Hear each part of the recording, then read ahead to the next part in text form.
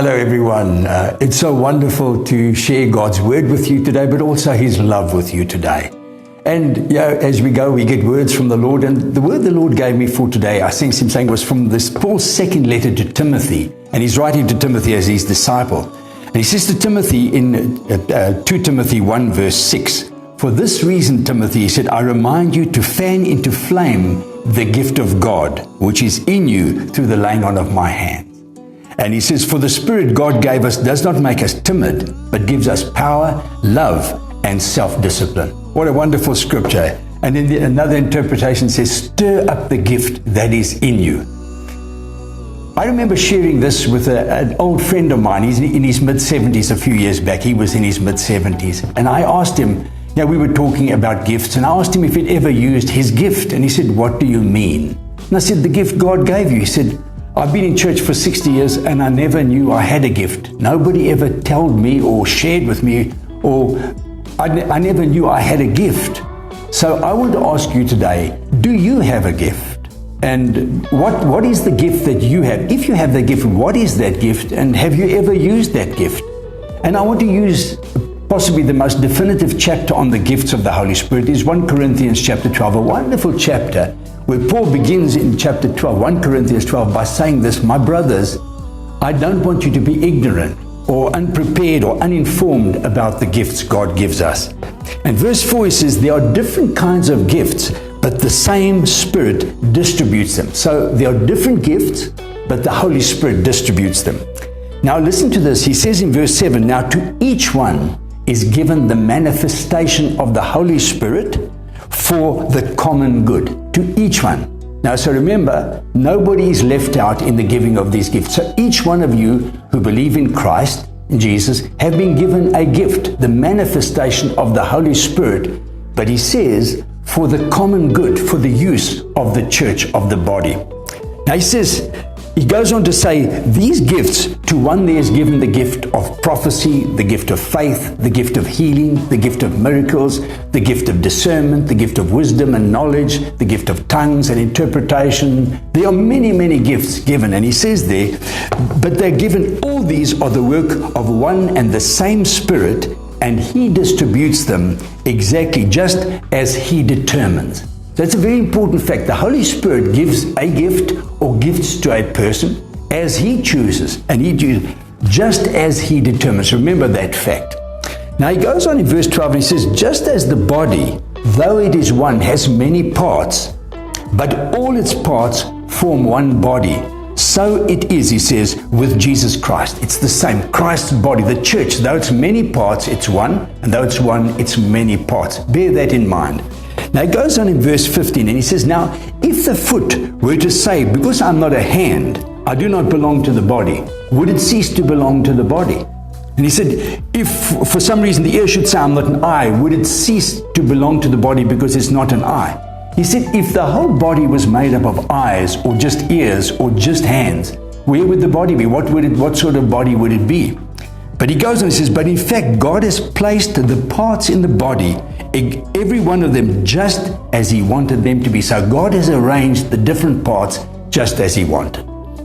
Now verse 21, he says, "The eye cannot say to the hand, 'I don't need you.'" Very important in the church. Many people say, "Oh, you don't need me. I'm very busy and I just sit in church. You don't need me." The eye cannot say to the hand, "You don't need me." And the head cannot say to the feet, "You don't need me."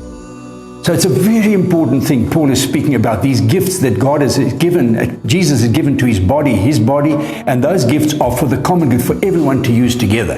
Now I want you to listen very carefully. I'm going to read a piece, but I want you, so many people feel undeserving. They feel they're not good enough. They feel inadequate, insufficient. I can name 100 words that would describe people saying, "I can't use the gift of the Holy Spirit. I'm not worthy." Listen carefully. I'm going to read for you.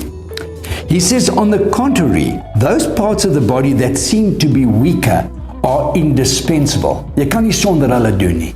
Die wat swak is, wat sê ek is swak, die liggaam kan nie sonder hulle bestaan nie. The body cannot do without them.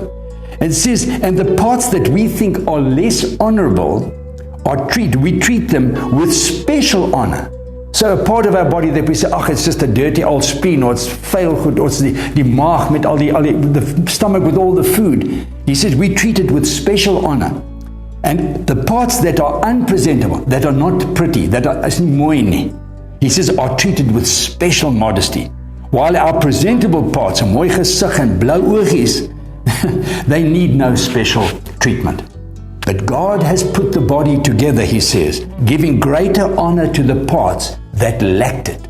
So if you feel unworthy, God has given more to you than to the great speaker and the preachers out in the pulpits, or the great raising of the dead, or the speaking in tongues. God has given it to you so that there should be no division in the body. God wants no division in the body, but that its parts should have equal concern for each other.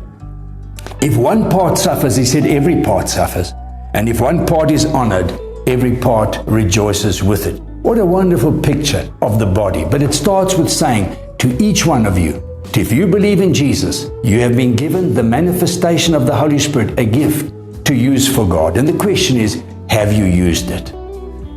Now I want to close by saying that as we come out of lockdown, we're going to go, soon we'll be out of a stage of lockdown and another stage, and just now we'll be back to having church on Sundays. And never before in the world has there been a greater need for God's body, each and every person, to use the gift that He has given them. There are so many people that have got a fright with lockdown, with COVID. They're scared, they're searching for God, and they need reassurance. And His body is the place they will run to. And if you use your gift, you cannot say, because I'm not this, I'm not, you don't need me. We need every part.